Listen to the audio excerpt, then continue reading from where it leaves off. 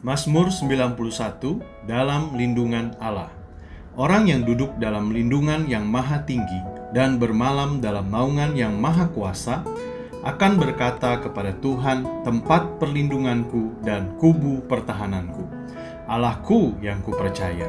Sungguh dialah yang akan melepaskan engkau dari jerat penangkap burung, dari penyakit sampar yang busuk.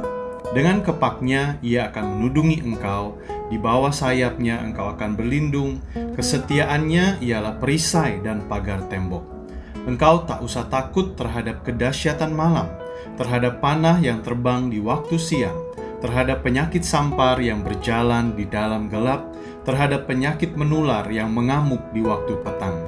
Walau 1.000 orang rebah di sisimu dan 10.000 di sebelah kananmu, tetapi itu tidak akan menimpamu.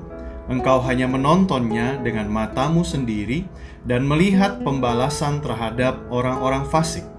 Sebab Tuhan ialah tempat perlindunganmu, yang maha tinggi telah kau buat tempat perteduhanmu.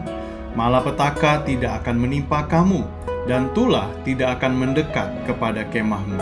Sebab malaikat-malaikatnya akan diperintahkannya kepadamu untuk menjaga engkau di segala jalanmu. Mereka akan menantang engkau di atas tangannya, supaya kakimu jangan terantuk kepada batu. Singa dan ular tedung akan kau langkahi, engkau akan menginjak anak singa dan ular naga. Sungguh hatinya melekat kepadaku, maka aku akan meluputkannya. Aku akan membentenginya, sebab ia mengenal namaku. Bila ia berseru kepadaku, aku akan menjawab. Aku akan menyertai dia dalam kesesakan. Aku akan meluputkannya dan memuliakannya. Dengan panjang umur akan kukenyangkan dia, dan akan kuperlihatkan kepadanya keselamatan daripadaku.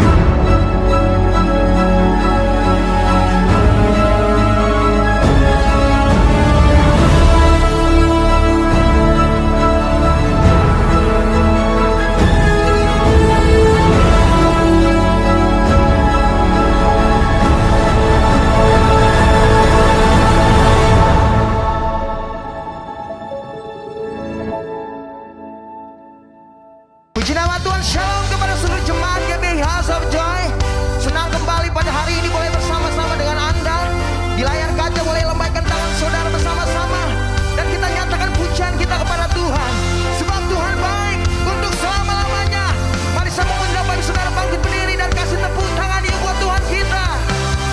Hey, yeah.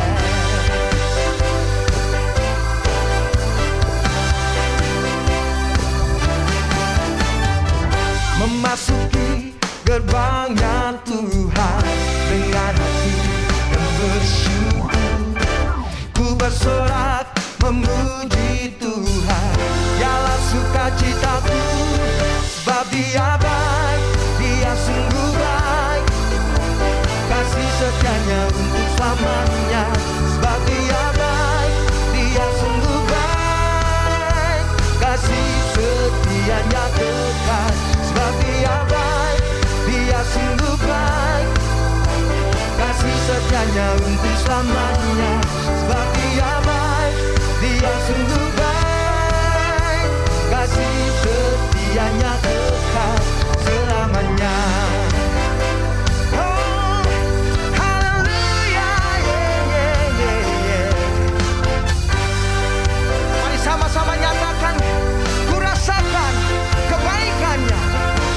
Ku nyanyikan, kata, ku nyanyikan pujian bagi Dia dengan hati yang bersyukur. Ku rasakan kebaikannya di sepanjang hidupku. Sebab Dia baik, Dia sungguh baik, kasih setianya untuk selamanya. Sebab Dia baik, Dia sungguh baik, kasih setianya kekal. Sebab Dia baik, Dia sungguh baik, kasih setianya untuk selamanya. Sebab Dia baik, Dia sungguh baik, kasih setianya kekal. Kasih-Nya tak pernah berubah, dulu sekarang dan selamanya. Terpujilah Tuhan, terpujilah Yesus, terpujilah Tuhan, terpujilah. Panggil Yesus, Yesus, terpujilah Tuhan, terpujilah Yesus. Sebab Dia baik, Dia sungguh baik, kasih setianya untuk selamanya. Sebab Dia baik, Dia sungguh baik, kasih setianya kekal. Sebab Dia baik, Dia sungguh baik, kasih setianya untuk selamanya. Sebab Dia baik, Dia sungguh baik, kasih setianya kekal, kasih setianya kekal selamanya. Untuk selama-lamanya. Yang percaya setuju katakan amin. Haleluya. Kami bersyukur.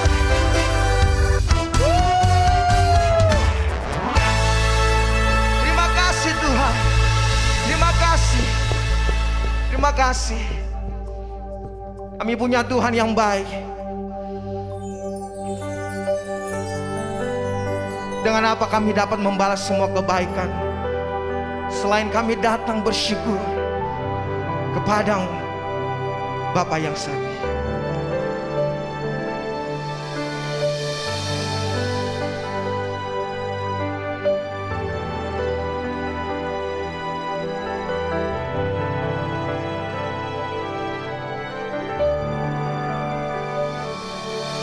Terima kasih Tuhan untuk kasih setiamu yang ku alami dalam hidupku. Terima kasih Yesus untuk kebaikanmu sepanjang hidupku.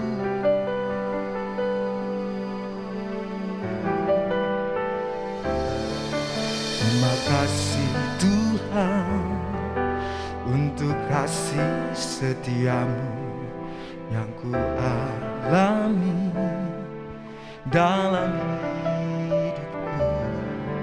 Terima kasih Yesus untuk kebaikanmu sepanjang hidupku. Terima kasih Yesusku buat anugerah yang Kau beri. Sebab hari ini Tuhan adakan syukur lagi.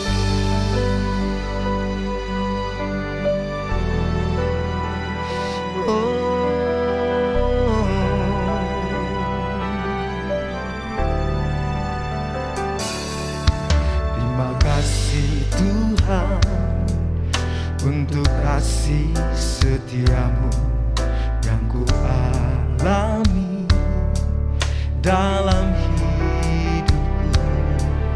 Terima kasih Yesus untuk kebaikan-Mu sepanjang hidupku.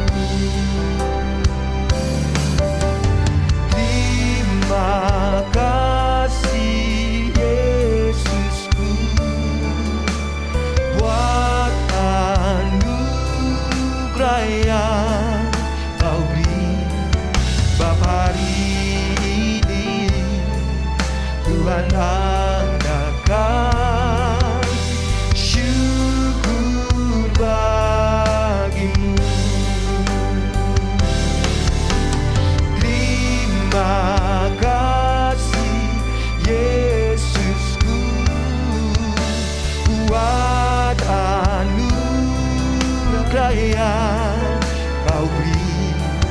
Sebab hari ini Tuhan adakan syukur bagi-Mu. Oh, oh, oh. Terima kasih Yesusku buat anugerah yang Kau beri. Sebab hari ini Tuhan adakan syukur bagi-Mu. Terima kasih Yesusku buat anugerah yang Kau beri. Sebab hari ini Tuhan adakan syukur bagi-Mu. Sebab hari ini Tuhan adakan syukur bagi-Mu. Syukur bagi-Mu. Syukur bagi-Mu. Oh, oh. Syukur bagi-Mu.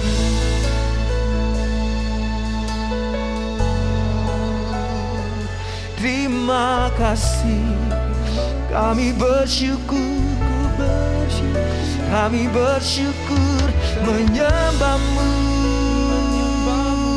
menyembah-Mu Tuhan. Dengan segenap hati kami, dengan segenap hidup kami bersyukur, bersyukur, sebab Engkau baik untuk selamanya. Kasih setiamu yang tiada berkesudahan, yang selalu baru bagi kami. Haleluya. Terima kasih, kami bersyukur, kami meninggikan-Mu ya Allahku. Kami bernyanyi bagi-Mu, kami bermazmur bagi-Mu. Kau Allah yang setia.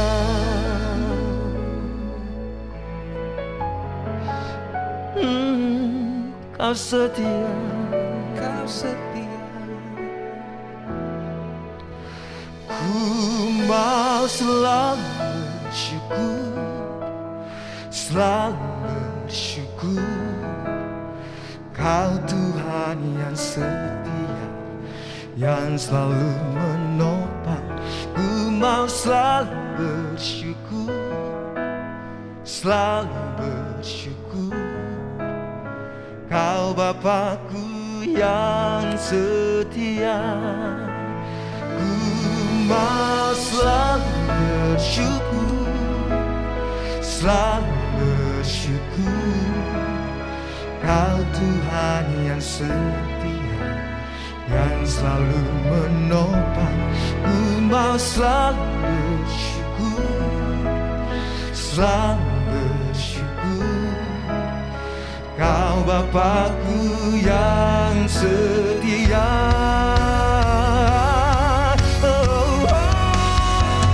Ku mau selalu bersyukur, selalu bersyukur. Kau Tuhan yang setia, yang selalu menopang. Ku mau selalu bersyukur, selalu bersyukur. Kau Bapakku yang setia. Ku mau selalu bersyukur, selalu ku bersyukur. Kau yang setia, yang selalu menopang. Ku mau selalu bersyukur, selalu ku bersyukur. Kau Bapakku yang setia.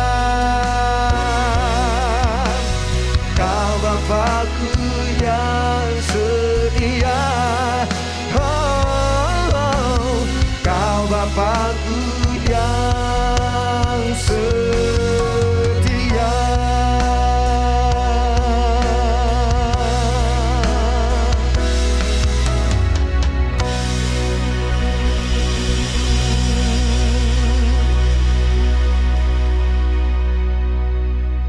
Kami bersyukur untuk kesetiaan-Mu yang terbukti, yang Kau tunjukkan dalam seluruh kehidupan kami.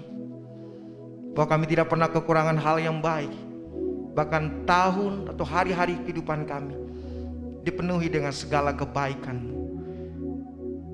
Dan biarlah kesempatan hari ini Tuhan, kami mau mendengarkan firman-Mu.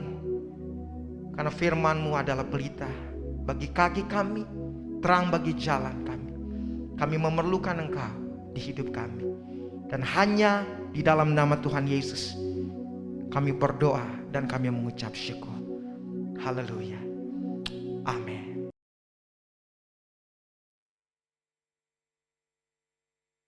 Shalom semuanya. Yesaya 32 ayat 15 sampai dengan 17 berkata, sampai dicurahkan kepada kita roh dari atas, maka padang gurun akan menjadi kebun buah-buahan, dan kebun buah-buahan itu akan dianggap hutan. Di padang gurun selalu akan berlaku keadilan, dan di kebun buah-buahan akan tetap ada kebenaran. Di mana ada kebenaran, di situ akan tumbuh damai sejahtera, dan akibat kebenaran ialah ketenangan dan ketentraman untuk selama-lamanya.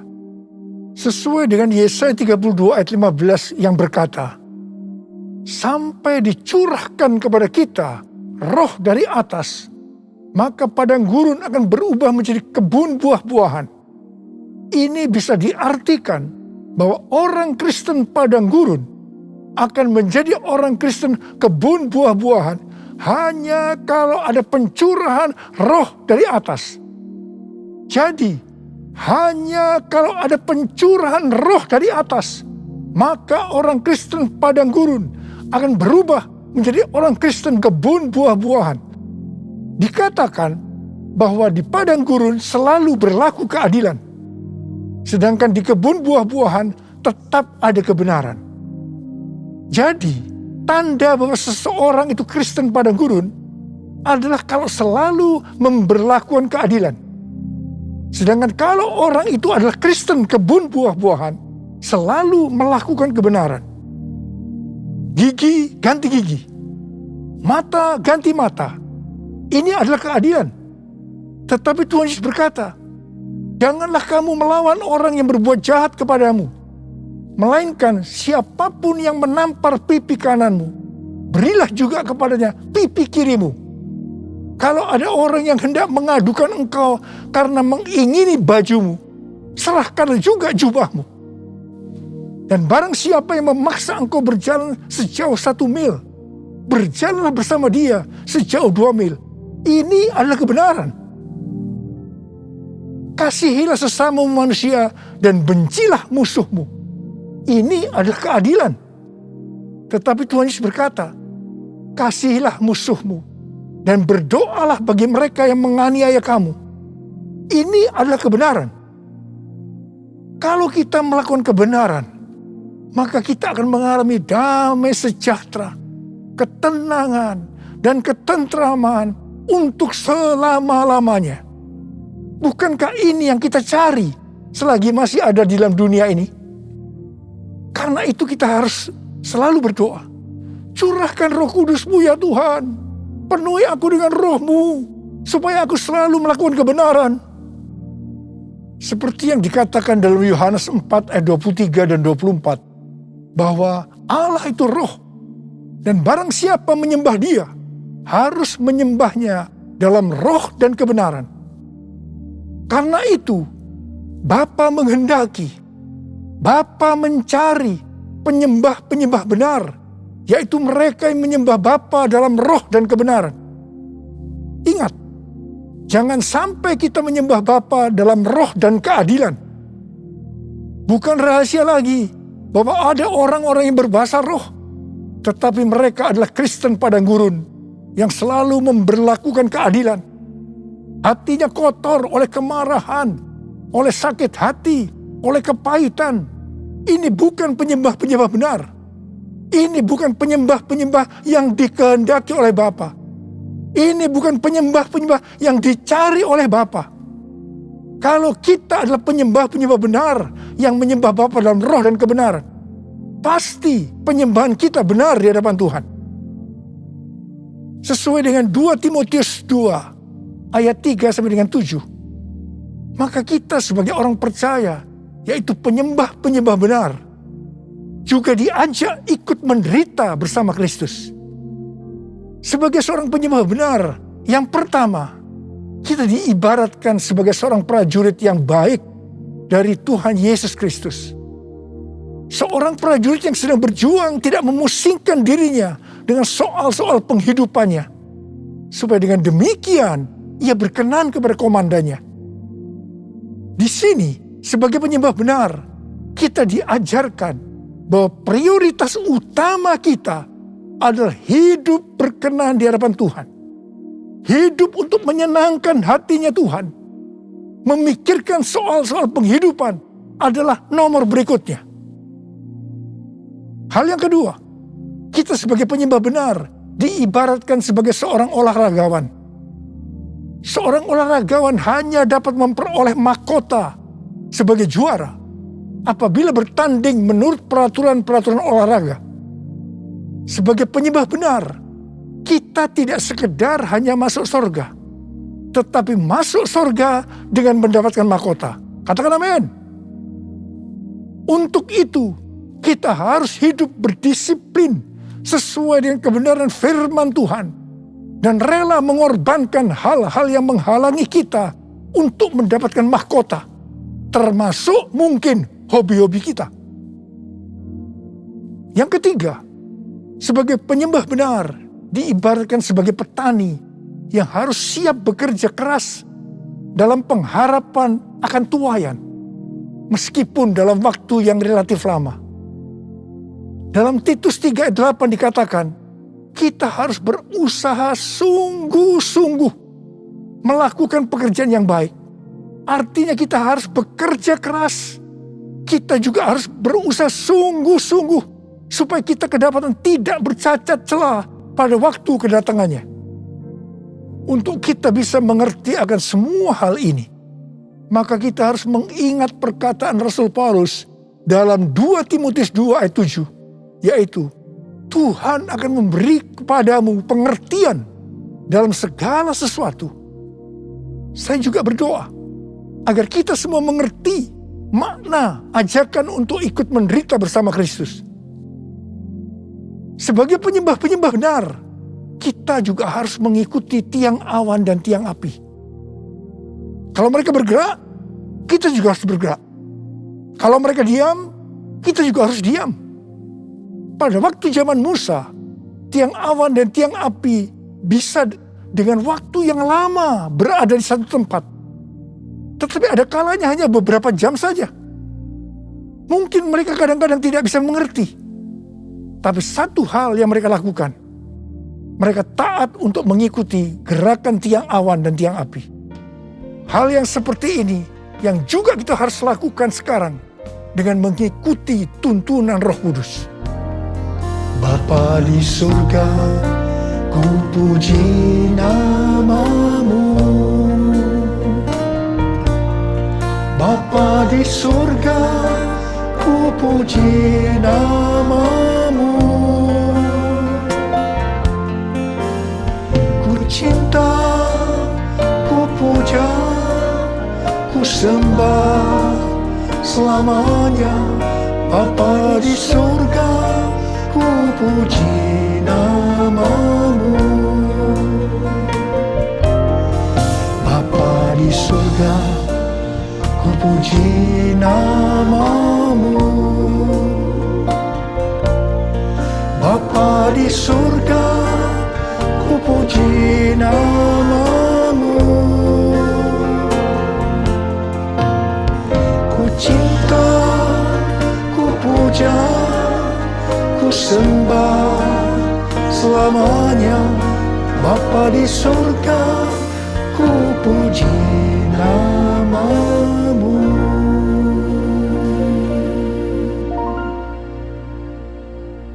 Kalau kita melihat keadaan manusia di akhir zaman, seperti yang dituliskan dalam 2 Timotius 3 ayat 1-5, ternyata hal itu sekarang sedang digenapi. Dikatakan, ketahuilah bahwa pada hari-hari terakhir akan datang masa yang sukar. Manusia akan mencintai dirinya sendiri dan menjadi hamba uang.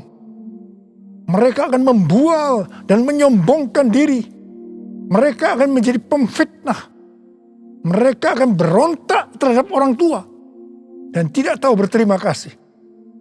Tidak memperdulikan agama. Tidak tahu mengasihi. Tidak mau berdamai. Suka menjelekkan orang. Tidak dapat mengekang diri. Garang. Tidak suka yang baik. Suka mengkhianat. Tidak berpikir panjang. Berlagak tahu. Lebih menuruti hawa nafsu daripada menuruti Allah. Secara lahiriah, mereka menjalankan ibadah mereka. Tetapi pada hakikatnya, mereka memungkiri kekuatannya. Jauhilah mereka itu. Mereka ini adalah orang-orang Kristen padang gurun. Karena itu sekali lagi, hanya pencurahan roh yang dari atas, yang artinya pencurahan Roh Kudus yang dahsyat dari Pentakosta ketiga, sangat diperlukan hari-hari ini untuk menjadikan orang Kristen padang gurun menjadi orang Kristen kebun buah-buahan. Buku yang ditulis oleh Michael L. Brown yang diterbitkan pada tanggal 19 Oktober 2021 yang lalu dengan judul Revival or We Die. A Great Awakening is our only hope. Kebangkitan atau kita mati. Kebangunan besar adalah harapan kita satu-satunya. Buku ini berbicara tentang keadaan kekristenan di Amerika. Kesimpulan dari buku ini adalah sebagai berikut. Amerika diambang kehancuran. Harapan satu-satunya adalah lawatan kuasa dan hadirat Allah. Dr. George Barna merilis hasil survei tentang anak muda di Amerika pada tanggal 6 Juni 2021. Dikatakan bahwa pelayanan Kristen yang dipraktikkan oleh gereja dalam 5 dekade terakhir tidak akan efektif untuk generasi anak-anak muda yang disebutkan sebagai generasi yang berbeda. Mereka ini tidak peduli terhadap bangsa Amerika. Meragukan sejarah dan fondasi bangsa. Mereka mahir dalam teknologi, bebas secara seksual, labil emosinya, dan campur aduk kerohaniannya. Melihat semua ini, Sekali lagi saya katakan, perlu adanya pencurahan roh dari atas, yaitu pencurahan yang dahsyat dari Roh Kudus di era Pentakosta ketiga ini. Kita patut bersyukur bahwa Tuhan membuat APT, yaitu Azusa Street Prayer Tower di Los Angeles, Amerika Serikat, yang akan terus berdoa supaya pencurahan Roh Kudus yang dahsyat dari Pentakosta ketiga terjadi. Izin penggunaan tempat untuk APT sudah keluar. Haleluya. Sekarang kita sedang mengajukan izin renovasi gedung. Ku mau selalu bersyukur, selalu bersyukur. Kau Tuhan yang setia, yang selalu menopang. Ku mau selalu bersyukur, selalu bersyukur. Kau Bapa-Ku yang setia. Ku mau selalu bersyukur, selalu bersyukur. Kau Tuhan yang setia, yang selalu menopang. Ku mau selalu bersyukur, selalu bersyukur. Kau Bapa-Ku yang setia. Kau Bapa-Ku yang setia.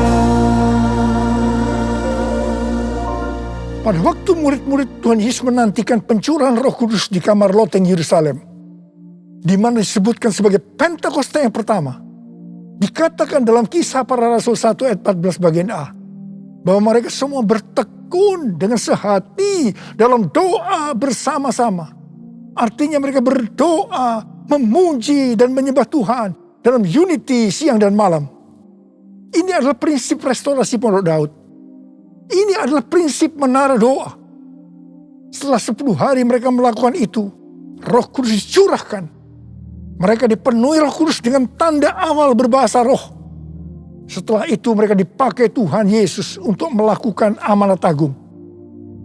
Hari-hari ini, di era Pentakosta ketiga, kita harus melakukan hal yang sama, yaitu berdoa, memuji dan menyembah Tuhan dalam unity siang dan malam, supaya pencurahan Roh Kudus yang dahsyat dari Pentakosta ketiga terjadi, sehingga amanat agung selesai, dan setelah itu Tuhan Yesus datang kembali.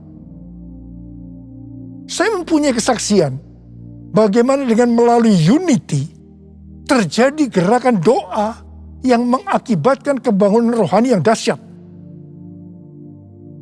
Pada tahun 2002, Ibu Bridget, seorang pendoa syafaat di tempat kita, mendapatkan suatu penglihatan. Dia melihat saya memakai jas di sebuah stasiun kereta api. Kemudian ada suara, "Change destination! Change destination!"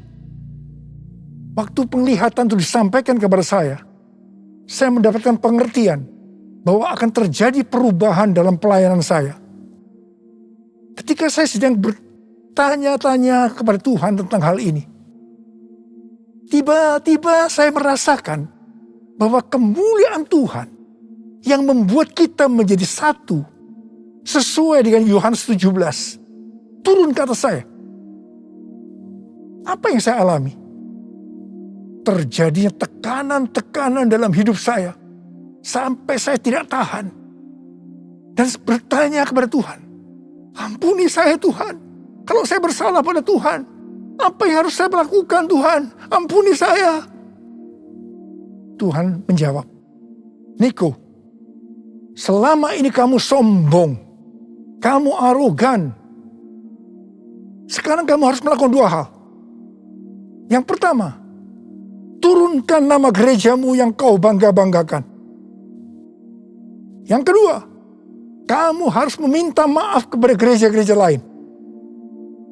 Mungkin selama ini dengan secara tidak sadar, karena pelayanan saya yang begitu sukses, membuat saya sombong dan membuat sakit hati gereja-gereja lain. Dengan tidak berpura-pura, artinya dengan tulus hati, saya melakukan apa yang Tuhan suruh. Di tengah-tengah saya melakukan itu, tiba-tiba roh rekonsiliasi turun. Ini terjadi antara saya dengan gereja-gereja lain. Dan juga di antara gereja-gereja itu. Setelah terjadi rekonsiliasi, maka roh doa turun melanda Indonesia. Saya ingat bagaimana para pemimpin gereja sering berkumpul untuk berdoa bersama-sama. Rumah-rumah doa yang tadinya hanya berada di beberapa kota saja, tiba-tiba menjadi ratusan kota. Tahun 2003 diadakan NPC, yaitu National Prayer Conference di Gelora Bung Karno. Yang mana ini belum pernah terjadi di Indonesia. Pada waktu terjadi gerakan doa itu, tiba-tiba saya sakit alergi. Saya tidak bisa makan makanan yang enak, sebab banyak bumbu-bumbu makanan yang tidak bisa saya makan. Tiba-tiba Tuhan itu berkata kepada saya, "Kamu sedang puasa Daniel." Oh, jadi rupanya puasa Daniel itu artinya makan makanan yang tidak sedap atau tidak enak. Setelah Daniel berpuasa 21 hari, malaikat Tuhan datang kepadanya untuk memberitahukan apa yang akan terjadi pada bangsa Israel. Saya merasakan bahwa Tuhan juga akan berbicara kepada saya tentang Indonesia. Pada suatu hari ketika saya sedang menonton visi di transformasi, tiba-tiba saya menangis. Dan tiba-tiba Tuhan berkata kepada saya, Indonesia akan mengalami transformasi. Setelah kejadian itu, saya mulai sering memperkatakan bahwa Indonesia akan mengalami transformasi. Ternyata yang mendapatkan bahwa Indonesia akan mengalami transformasi bukan saya saja, tetapi hamba-hamba Tuhan yang lain juga mendapatkan hal yang sama. Di tengah-tengah doa untuk terjadinya transformasi, tiba-tiba pada tahun 2004, kita dikejutkan oleh bencana tsunami yang melanda Aceh, di mana lebih dari 200.000 orang yang meninggal. Tidak hanya itu, tetapi di beberapa tempat terjadi bencana alam seperti gempa bumi yang hebat. Selain itu, orang-orang miskin juga bertambah banyak. Saya berkata kepada Tuhan, Tuhan, katanya Indonesia mengalami transformasi, tetapi mengapa terjadi hal-hal yang seperti ini? Tuhan tidak menjawab. Tetapi yang pasti, banyak orang yang bertobat. Ini adalah suatu kebangunan rohani. Kan ada kebangkitan yang besar, kan ada pemulihan di negeri kami, kan ada kebangkitan yang besar, yang berseru kepada Yesus diselamatkan. Kan ada kebangkitan yang besar, kan ada pemulihan di negeri kami, kan ada kebangkitan yang besar, yang berseru kepada Yesus diselamatkan. Yang berseru kepada Yesus diselamatkan. Yang berseru kepada Yesus diselamatkan. Haleluya. Hari-hari ini kita sedang memasuki era Pentakosta ketiga, di mana kita sedang menunggu pencurahan Roh Kudus yang dahsyat dari Pentakosta ketiga, yang akan mengakibatkan penuaian jiwa yang terbesar dan yang terakhir sebelum Tuhan Yesus datang kembali. Pentakosta ketiga akan membangkitkan generasi Yeremia, yaitu anak-anak muda yang dipenuhi Roh Kudus, cinta mati-matian kepada Tuhan Yesus, tidak kompromi terhadap dosa, dan akan bergerak untuk menangkan jiwa. Pentakosta ketiga akan memberikan kuasa untuk menyelesaikan amanat agung. Kita yang merindukan hal ini terjadi, maka kita harus melakukan seperti yang terdapat dalam Kisah Para Rasul 1 ayat 14a tadi, yaitu berdoa, memuji, dan menyembah Tuhan dalam unity siang dan malam. Ini adalah prinsip restorasi Pondok Daud. Ini adalah prinsip menara doa. Seperti yang kita alami pada zaman transformasi Indonesia. Maka pada zaman ini, Tuhan meminta agar gerejanya menjadi satu. Gerejanya unity. Kalau pada saat itu gereja GBI Gatot Subroto yang dipakai untuk rekonsiliasi di antara gereja-gereja sehingga terjadi unity, maka hari-hari ini hal yang serupa Tuhan meminta agar gereja-gereja tidak hanya memikirkan dirinya sendiri. Seperti yang saya lakukan pada waktu itu. Di mana saya diminta untuk meminta maaf. Sehingga terjadi rekonsiliasi. Seperti yang terdapat dalam 1 Korintus 10 ayat 23 dan 24 yang berkata, segala sesuatu diperbolehkan. Benar. Tapi bukan segala sesuatu berguna. Segala sesuatu diperbolehkan. Benar. Tapi bukan segala sesuatu membangun. Jangan seorang pun yang mencari keuntungannya sendiri. Tetapi hendaklah tiap-tiap orang mencari keuntungan orang lain. Biarlah kita sebagai gereja Tuhan melakukan ini.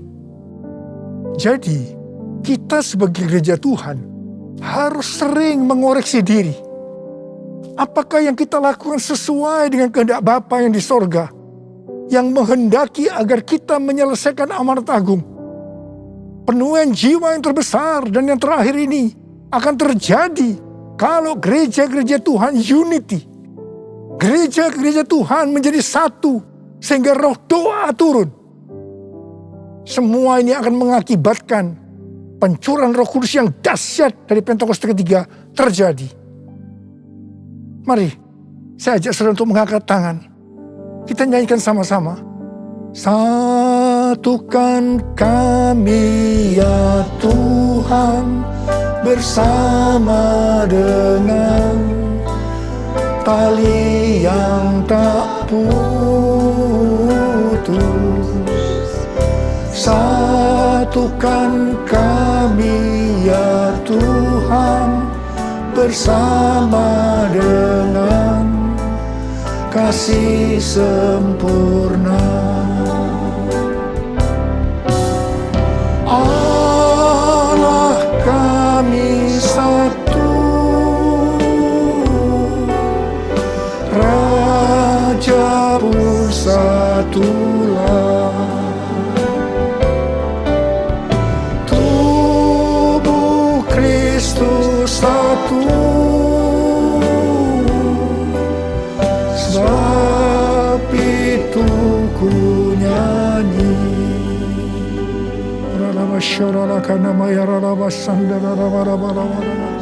Oh Tuhan, ya Tuhan, aku berdoa saat ini ya Tuhan, jadikan gerejamu Tuhan menjadi satu, unity ya Tuhan. Aku berdoa buat anak-anakmu, gereja-gerejamu agar mereka unity. Oh Tuhan, terima kasih, curahkan rohmu saat ini. Curahkan rohmu ya Tuhan. Curahkan rohmu.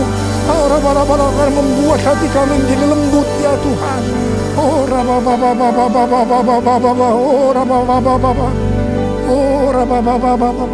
Mari kita nyanyikan sekali lagi.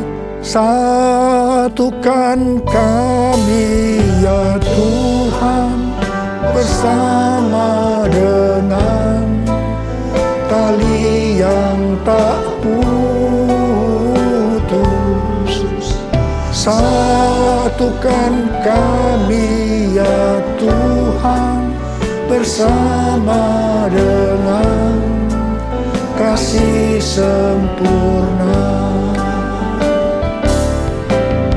Allah kami satu, Raja pun satulah. Tubuh Kristus satu, sebab itu ku nyanyi. Tuhan Yesus, Tuhan Yesus Engkau baik. Tuhan Yesus Engkau baik. Terima kasih. Terima kasih buat pesan-pesan-Mu kepada kami semua. Terima kasih ya Tuhan. Terima kasih. Terima kasih. Dalam nama Yesus kami berdoa. Terima kasih. Amin. Saudara-saudara, kita akan masuk dalam perjamuan kudus. Kita akan mengingat ayat ini. Sebab setiap kali kamu makan roti ini dan minum cawan ini, kamu memberitakan kematian Tuhan sampai Ia datang. Perjamuan kudus adalah perjamuan Tuhan Yesus sendiri.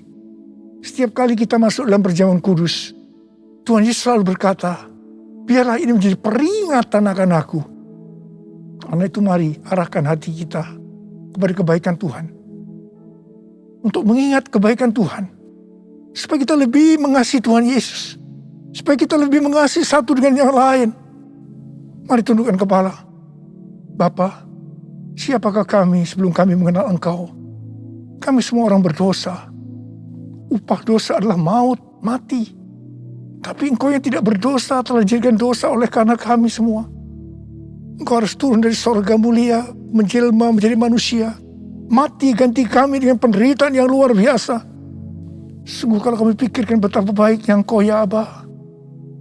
Engkau jadikan kami sebagai anak-anak-Mu. Engkau berkati, Engkau tuntun, Engkau mendidik kami.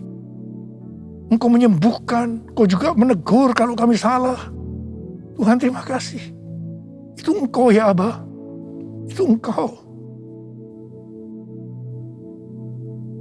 Tuhan akan memberkati kita semua melalui perjamuan kudus. Tapi Tuhan mau kita makan dan minum dengan cara yang benar.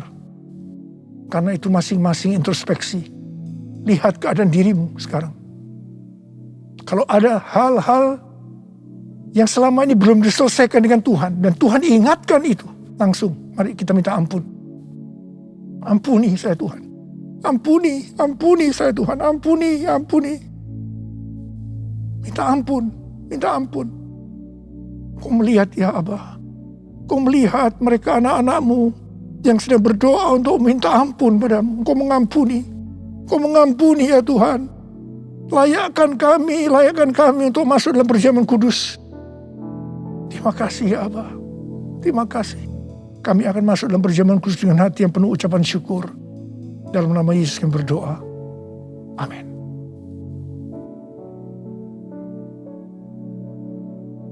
Mari. Angkat roti di tangan kanan saudara tinggi-tinggi. Sebab apa yang telah kuteruskan kepadamu telah aku terima dari Tuhan. Yaitu bahwa Tuhan Yesus pada malam waktu Ia diserahkan mengambil roti. Dan sesudah itu Ia mengucap syukur atasnya. Dia memecah-mecahkannya dan berkata, inilah tubuhku yang diserahkan bagi kamu. Perbuatlah ini menjadi peringatan akan aku. Saudara dikasih Tuhan, bukankah roti yang kita pecah-pecahkan ini adalah persekutuan kita dengan tubuh Kristus? Mari kita makan dalam nama Yesus.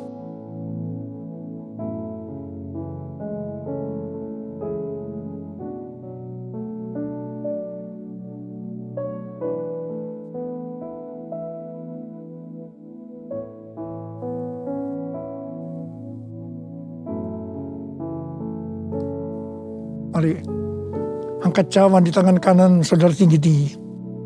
Demikian juga Ia mengambil cawan sesudah makan lalu berkata, cawan ini adalah perjanjian baru yang dimeteraikan oleh darahku. Perbuatlah ini setiap kali kamu meminumnya menjadi peringatan akan aku. Dan dikasih Tuhan, bukan cawan pengucapan syukur. Yang atasnya kita ucapkan syukur adalah persekutuan kita dengan darah Yesus. Mari kita minum dalam nama Yesus.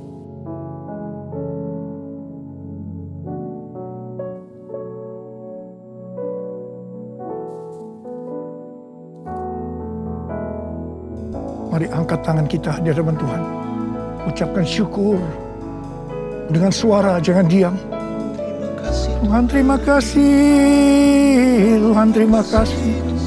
Terima kasih ya Tuhan. Terima kasih. Oh terima kasih ya Tuhan. Terima kasih. Tuhan terima kasih. Tuhan terima kasih. Tuhan terima kasih. Terima kasih. Hamba berdoa buat anak-anak-Mu. Ya Tuhan, kalau ada yang sakit, Engkau yang menyembuhkan mereka. Tuhan, mereka mempunyai bermacam-macam masalah, Engkau yang tolong mereka. Sembuh dalam nama Yesus. Terima mujizat Tuhan dalam nama Yesus. Dalam nama Yesus. Dalam nama Yesus. Sembuh dalam nama Yesus. Sembuh. Terima kasih Tuhan. Terima kasih. Terima kasih. Terima kasih. Terima kasih. Terima kasih. Terima kasih Yesusku. Terima kasih Yesusku. Puji syukur hanya bagi Tuhanku. Terima kasih Yesusku.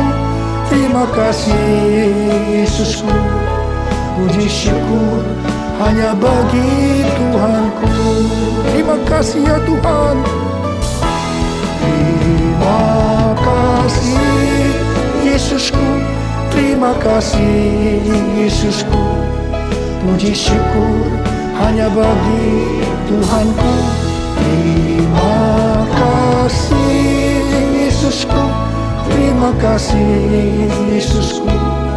Puji syukur hanya bagi Tuhanku. Puji syukur hanya bagi Tuhanku. Puji syukur hanya bagi Tuhanku.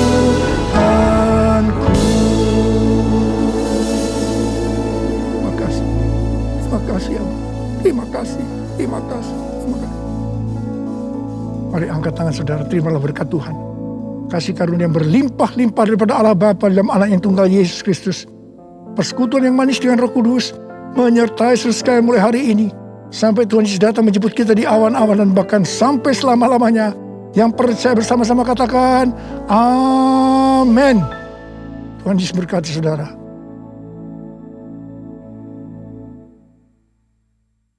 Apa yang dimaksud dengan Pentakosta ketiga? Pentakosta ketiga adalah pencurahan Roh Kudus yang dahsyat di zaman sekarang melebihi yang terjadi di Azusa Street.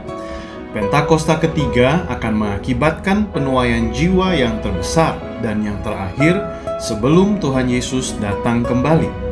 Pentakosta ketiga akan membangkitkan generasi Yeremia, yaitu anak-anak muda yang dipenuhi Roh Kudus, cinta mati-matian kepada Tuhan Yesus, tidak kompromi terhadap dosa, dan akan bergerak untuk memenangkan jiwa. Pentakosta ketiga lahir di Indonesia dan bergerak ke bangsa-bangsa. Gerakan ini dari timur ke barat dan akan kembali ke Yerusalem. Pentakosta ketiga akan memberikan kuasa untuk menyelesaikan amanat agung dan setelah itu Tuhan Yesus datang kembali.